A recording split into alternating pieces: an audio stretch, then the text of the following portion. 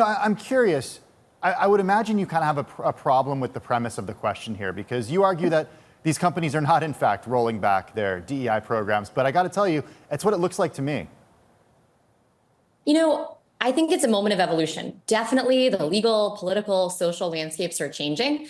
But what I see, especially from the companies that we work with, is this desire to refocus efforts on programs that create fair and inclusive cultures for everyone.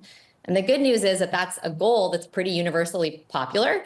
And I think, that's going to require some evolution. It's going to look like a shift away from maybe some of the more performative or high visibility, but less impactful to employees types of programs that companies might have been focused on the last several years. And I don't think that's necessarily a bad thing. Joelle, for some of the people that this might affect, the underrepresented groups, people of color, women, it's somewhat emboldening when you see companies really taking a stand and making their stance known publicly. What are some of the drawbacks, though, of perhaps pulling some of this language back, even while some of these programs are still going on behind the scenes?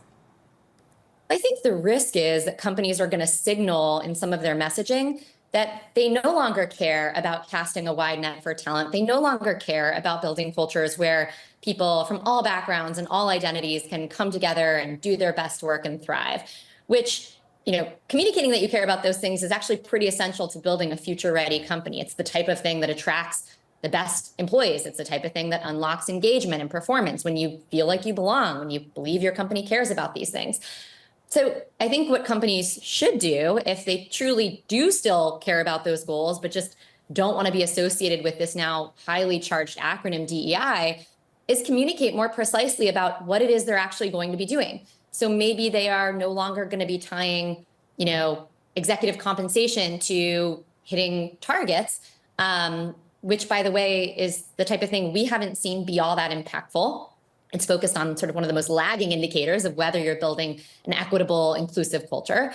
And instead talking about how are we going to build a culture for everyone? How are we going to take a look at what's happening in our hiring process and make sure that people from all backgrounds have a fair shot at getting hired here? How are we going to make sure that we're looking at things like who gets promoted or who stays and who leaves?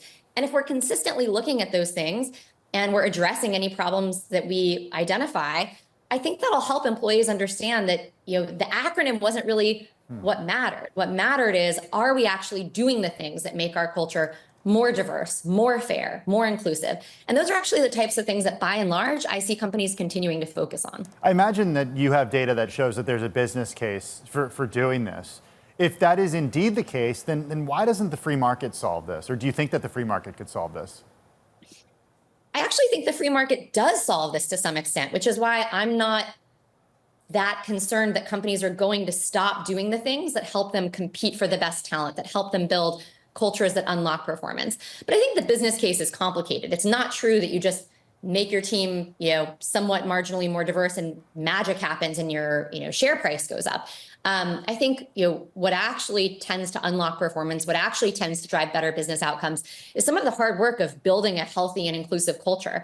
Cultures where people are going to speak up if they have an idea that might diverge from the norm. Cultures where people who are different from each other, which is increasingly true as workplaces just become more diverse because the population is becoming more diverse, creating a culture where people who are different from one another can come together and collaborate effectively and communicate effectively. These things really do matter to company performance. And I don't always think it's so obvious whether you're doing that or whether you're not, or, companies are pretty complex. It's not always obvious which things are contributing to which outcomes. So I think it's important to continue to remind companies that, a lot of the things that formerly might have been categorized under the bucket of DEI are actually pretty universally popular and uncontroversial. Things like, making sure that you're opening up access to your company to people from different backgrounds, like veterans who might not have known about the technology industry. Things like robust parental leave policies so that caregivers can return to work and, continue their careers after taking time off to have a child. Things like promotion practices that make sure that we're applying the same standards to everyone. So it's the actual best person and not just the person who's closest friends with the manager who has an opportunity to grow.